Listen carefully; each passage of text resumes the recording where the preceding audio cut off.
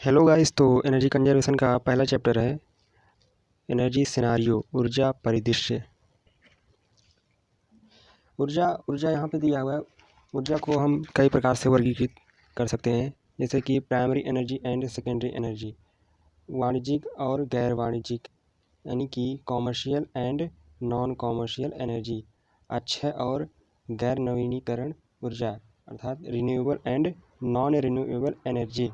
तो जानते हैं प्राइमरी एनर्जी और सेकेंडरी एनर्जी क्या होती है। प्राइमरी एनर्जी प्राथमिक ऊर्जा प्राकृतिक संसाधनों से सीधे निकाले गए सभी प्रकार की ऊर्जा को संदर्भित करती है। प्राथमिक ऊर्जा को दो अलग अलग समूहों में विभाजित किया जा सकता है। यह दो टाइप्स की दिया है, अक्षय अर्थात नवीनीकरणीय ऊर्जा और गैर नवीनीकरणीय। ठीक। और अक्षय ऊर्जा में सौर ऊर्जा, पवन, भूतापी, ज्वार, बायोमास आदि। गैर नवीनीकरणीय में जीवाश्म ईंधन, कच्चा तेल और उसके उत्पाद, कोयला, प्राकृतिक गैस, परमाणु आदि है। तो प्राथमिक ऊर्जा क्या होती है? प्राथमिक ऊर्जा वह ऊर्जा है जो कि हमें प्रकृति से सीधे प्राप्त होती है, यानी प्राकृतिक संसाधनों द्वारा सीधे हमें प्राप्त हो जाती है। और जो द्वितीयक ऊर्जा है अर्थात सेकेंडरी एनर्जी है, वह जो प्राथमिक एनर्जी है उसको कन्वर्ट करके जो एनर्जी प्राप्त होती है वह हमारी द्वितीयक एनर्जी होती है, सेकेंडरी एनर्जी। यानी जो प्राथमिक एनर्जी तो हमें प्रकृति से सीधे प्राप्त हो जाती है, जैसे कि आपका हो गया जल हो गया। जल को भाप में बदल दिया जाता है। जल को भाप में बदलेंगे तो यहाँ पे भाप क्या हो जाएगा? सेकेंडरी एनर्जी आपकी हो जाएगी। ठीक। तो आगे चलते हैं। Commercial and non commercial energy, यानी कि वाणिज्यिक और गैर वाणिज्यिक ऊर्जा। कॉमर्शियल क्या होता है? जो कि निश्चित मूल्य पर एवं बाजार में उपलब्ध है। ऊर्जा को व्यावसायिक ऊर्जा के रूप में जाना जाता है। इस बात से कोई फर्क नहीं पड़ता कि ऊर्जा उत्पादन की विधि क्या है, चाहे वो जीवाश्म ईंधन हो, परमाणु या नवीकरणीय स्रोतों से हो। तो जैसे कि बिजली, कोयला, परिष्कृत पेट्रोलियम उत्पाद, प्राकृतिक गैस। तो वाणिज्यिक ऊर्जा क्या है? यानी कॉमर्शियल एनर्जी, यानी कि वह ऊर्जा, कॉमर्शियल एनर्जी क्या है? वह ऊर्जा जो कि क्या बोलते हैं, जो निश्चित दाम पर मार्केट में उपलब्ध है, जो कि निश्चित किसी न किसी रेट पर मार्केट में उपलब्ध है, ऐसी ऊर्जा को हम कॉमर्शियल एनर्जी कहते हैं, यानी वाणिज्यिक ऊर्जा कहते हैं। अब जैसे कि आप देख सकते हैं बिजली, लिग्नाइट, कोयला, तेल, प्राकृतिक गैस आदि, ये सब क्या है?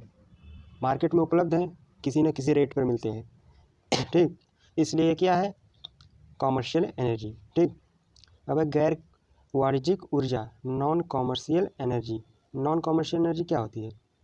यानी कि किसी भी प्रकार की ऊर्जा जो एक समुदाय के क्षेत्र में फैली हुई, जिसका वाणिज्यिक बाजार के में सामान्य रूप से कारोबार नहीं है, उसे गैर वाणिज्यिक कहा जाता है। गैर वाणिज्यिक ऊर्जा स्रोतों में जैसे लकड़ी है, पशु गोबर है, कृषि अपशिष्ट है, जैसे ईंधन शामिल है। यानी कि गैर वाणिज्यिक क्या होगी? नॉन कॉमर्शियल एनर्जी वह एनर्जी है जो कि हमें प्रकृति से बिना किसी शुल्क में प्राप्त हो। गैर नवीकरणीय और नवीकरणीय ऊर्जा।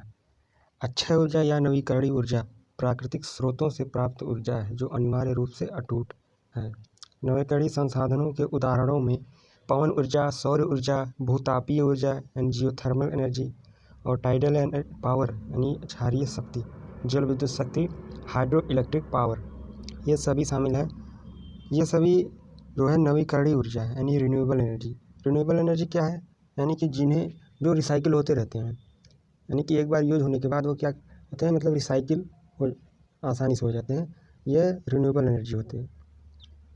जैसे कि आप देख सकते हैं जल विद्युत शक्ति यानी हाइड्रो पावर एनर्जी, बायोमास ऊर्जा, भूतापीय ऊर्जा, पवन ऊर्जा और सौर ऊर्जा, ये सभी कैसे हैं?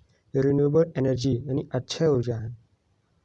यानी कि ये मतलब एक बार ये समाप्त नहीं होते, ये रिसाइकिल होते रहते हैं। और नॉन रिन्यूएबल एनर्जी यानी कि गैर नवीकरणीय ऊर्जा, जैसे कि जीवाश्म ईंधन या तेल, फॉसिल फ्यूल ऑयल, कोयला energy, the fuel of life, nuclear gas, ये सभी गैर नवीकरणीय ऊर्जा है, नॉन रिन्यूएबल एनर्जी के स्रोत हैं। ठीक। आगे चलते हैं। सोलर एनर्जी क्या होती है? यानी सौर ऊर्जा। सोलर एनर्जी आप सभी जानते होंगे कि जो सूर्य से ऊर्जा प्राप्त होती है उसे सौर ऊर्जा कहते हैं। सौर ऊर्जा के उपयोग इसका उपयोग जो होता है बिजली में किया जाता है, बिजली बनाने में। ठीक। और सौर ऊर्जा के अनुप्रयोग दिया है, इसको लगाने की जो जहाँ पे इसका अधिकतम लगाया जाता है, ये छतों पे इसका लगाने का अधिकतम लाभ होता है, लगाने से छतों पे, क्योंकि वहाँ पे डायरेक्टली है सूर्य का प्रकाश उस पर पड़ता है, जिससे कि यह बिजली को बनाता है, जिससे पराबैंगनी किरणें जो होती हैं सूर्य की आती हैं, फोटान ई बराबर एच न्यू होता है, जो कि डायरेक्टली उस पर पड़ती हैं, तो क्या करता है वो बिजली को बनाता है। ठीक। तो सौर ऊर्जा को एकत्रित करने के तरीके हैं, विभिन्न तरीके हैं। सौर ऊर्जा को हम मतलब कैसे एकत्रित कर सकते हैं। पहला सिस्टम है फोटोवोल्टिक सिस्टम। सौर ऊर्जा को इकट्ठा करने के लिए फोटोवोल्टिक सिस्टम में कई घटकों का उपयोग होता है। इस प्रणाली को सबसे उल्लेखनीय विशेषता सौर पैनल है। पैनल सौर ऊर्जा को इकट्ठा करता है और डीसी करंट में बदल देता है, और फिर सौर ऊर्जा कन्वर्टर इसे प्रयोग करने योग्य एसी करंट में बदल देता है। प्रणाली व्यवहारिक है और ये दुनिया भर में कई घरों और व्यवसायों पर दिखाई दी है। ठीक है। दूसरा आपकी है केंद्रित सौर ऊर्जा, यानी कंसंट्रेटेड सोलर पावर। इसमें क्या होता है, यह प्रणाली सौर ऊर्जा को बिजली में बदलने के लिए जो सूर्य के प्रकाश को हीट का उपयोग करती है। यह प्रणाली कई परावर्तक दर्पणों के उपयोग पर आधारित है, जो सौर ऊर्जा को प्रकाश की एक किरण में केंद्रित करते हैं, जो तब टरबाइन के साथ एक बिजली संयंत्र यानी पावर प्लांट को बिजली देने के लिए उपयोग किया जाता है।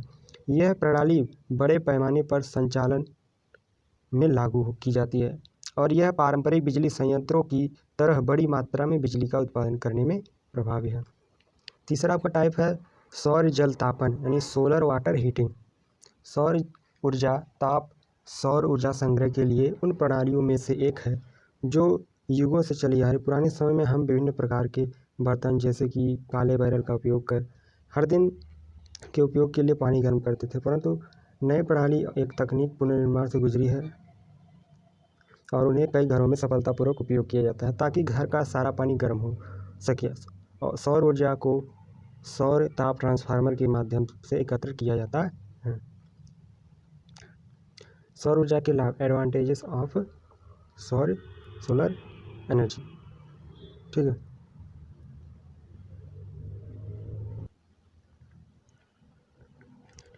कैपेसिटी फैक्टर यानी क्षमता गुणक। क्षमता गुणक क्या होती है? क्षमता गुणक किसी भी अवधि में वास्तविक विद्युत ऊर्जा उत्पादन और उसी अवधि में अधिकतम संभव विद्युत ऊर्जा उत्पादन का इकाई रहित अनुपात होता है।